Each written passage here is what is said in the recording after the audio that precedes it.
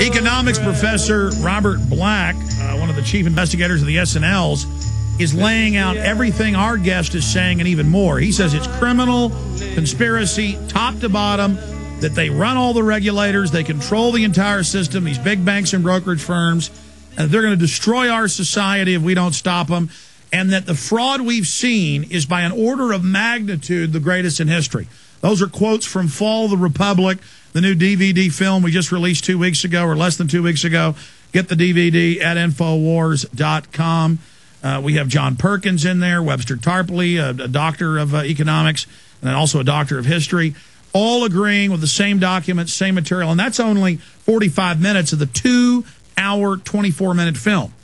Covers the banking. So people and your friends and family, you can give them the film, and they can really understand what's going on in this world, because this affects everybody. Doesn't matter if you own a stock or a bond. This affects your retirement. It affects your taxes. And the same system is still there. The same people that ran all this are still in positions of power. They control both the major parties, and it's just getting worse and worse. Greg Gordon has written 3 parts that I see in the series. There may be more. How Goldman secretly bet on the U.S. housing crash. Goldman takes on new role taking away people's homes. Mystery. Why did Goldman stop scrutinizing loans it bought? I want to briefly, in the 10 minutes or less that we have left with our guest today, go over some of that. And we'll give you the latest on the shootings around the country, unfortunately, in Florida and Texas. Some new developments there. Okay, going back to Greg Gordon. Greg, you were trying to say something as we went to break. I was just going to mention that the Wall Street firms, as you would expect them to do, hired contractors to look over pools of mortgages before they were actually purchased. And it's very interesting what happened here. I managed to find some of the people who were looking over these loans, including a former project manager who would not be identified for fear it would ruin his career, who said that he watched as the number of loans that were reviewed in each pool, the percentage of loans, declined steadily from really 100% at the beginning to 10% or less at the end. So they weren't looking at but a small sample of the loans at the end. Then you had the problem of the reviewers. Some of these people were very experienced, have been in the lending business for 10, 20 years, and they'd look at a loan, they'd say, hey, this person is a landscaper making $10,000. This person is a hairdresser claiming $10,000 a month, and this person here is a checker at Walmart claiming $5,000 a month in income, and they're getting these big loans. But how do you justify this? We have to stop this loan because this is not legit. And they'd be told, no, we have to follow the guidelines of the mortgage lender. And this mortgage lender, this particular kind of loan, is what's known as a stated income loan. The stated income loan became known later on as a liar's loan. There was no verification of the credit qualifications. So we had fraud engineered into the system. So here's the issue. We see Madoff go to jail. We see Ken Lay get convicted. But looking at this, it seems as if their crimes are smaller, diminutive, or dwarfed by these bigger institutional hedged frauds where they all kind of pass on the guilt to each other, and then everyone just acts stupid. And there's no Kingpin Madoff or Ken Lay, but in the aggregate, it's galaxies bigger, and you can't get rid of these people. They run the system still. I mean, are we just drifting towards destruction? Well, I don't know whether we're drifting towards destruction, but it's clear that this was a chain of profit that began from a real estate agent through the appraiser, the mortgage broker, the mortgage lender, the securitizer, and the ratings agencies. You couldn't have done this, however, at this scale without the ratings agencies who bestowed these AAA ratings on these securities, and without Wall Street, which turned a fairly nominally sized market into a $2 trillion market. So they're the kingpins. So the buck stops with the regulators, or we'll see. I'm not going to get I'm not going to make any predictions what the regulators are going to do. Not after the Madoff case.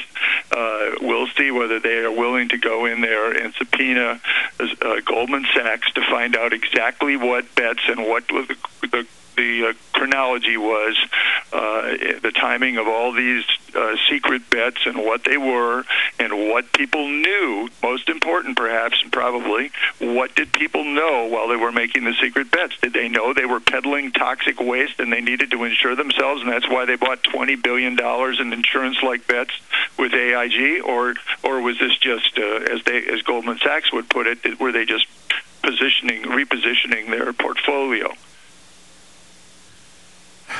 It's just mind-blowing to see something like this at this magnitude going on, and no one's been brought to justice. To add insult to injury, record profits for Goldman Sachs, record bonuses, and it's going on at these other big firms, bonuses at AIG, bonuses at JP Morgan, bonuses all around, while the real economy goes belly up and unemployment skyrockets. That's correct. Well, we'll have to see. We'll have to see whether we get an investigation. You asked me before about the what Goldman is doing now, and it is interesting and sad to note that, like the other Wall Street firms, Goldman Sachs, this 24-karat Wall Street firm, has been reduced to going into court around the country and filing papers to seize the homes of people who borrowed on subprime mortgages and who would never have, many of whom would never have been able to get these loans if Wall Street hadn't created such a big market. Now they're losing their homes, and a lot of these people, because their credit is so filed up, will never be able to qualify to buy to get another mortgage again. Well, it's a predatory vertical integration of the economy.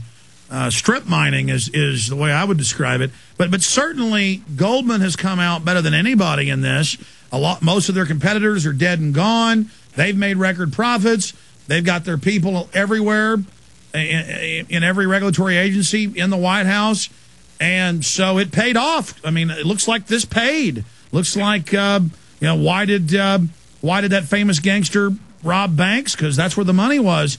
And I guess nobody will even point the finger at them. And so they'll, I guess that's it. They win. Let's say this, that in fairness, and nobody's feeling terribly fair toward wanting to be terribly fair toward Goldman Sachs because they're making so much money in this horrible climate right now, economic climate. But Goldman, this is not the only market Goldman was in, and they're very smart. They get the best and the brightest out of Ivy League schools, and they're very smart. And they make a lot of money in a lot of places.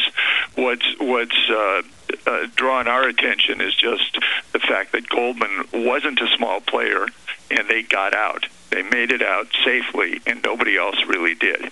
And they just so happen to have all the regulators. Well, amazing. And now they're running around. You've got an investigative report on that. One of the most aggressive groups, correct me if I'm wrong, going after people's houses. Well, there was a disturbing example. A couple named Tony and Celia Becker from San Jose.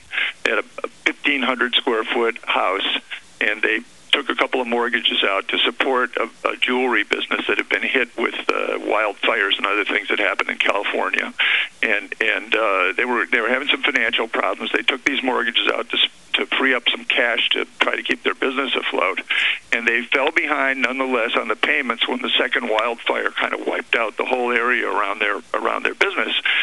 And so they discovered a clause in the mortgage that allowed them to negotiate to defer some of the loan payments, and they needed to negotiate with their lender to get this deferral.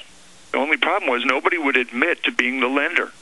Goldman had bought the mortgages from a subprime lender and denied that it owned the mortgages, which might have been technically true because they were stuck in a trust at the time, but they knew where they were. And this couple wrote a letter to Goldman's chairman, none other than Henry Paulson at the time, 2003, and it took 3 years before a sort of an obscure Goldman subsidiary acknowledged at a court hearing that, yes, Goldman held their mortgage. And then it took another 3 years until just a couple months ago, they finally got a concession from Goldman. Goldman gave them a new mortgage at 5% interest. Now, this couple was a novel case because they had some claims, some investment loss claims against Goldman and some other Wall Street firms, and Goldman settled up with them. But the question is, how could Goldman take so long just to acknowledge that it owned their mortgage? Yeah, how can you? Well, I mean, I've got a mortgage, and over the years, it's been sold, I think, 5 times, and then I would have them threatening me over escrow money, and I'd say, I paid that bank, and then they wouldn't say who bought it. Well, another company now has it. Send your check here. Send your check there. You know, make your wireless payment here. Make your wireless payment there. And then I read about, it's been on CNN where people actually own a house, but then they say paperwork wasn't filed right, and so banks come in and start repossessing. I mean, this is crazy.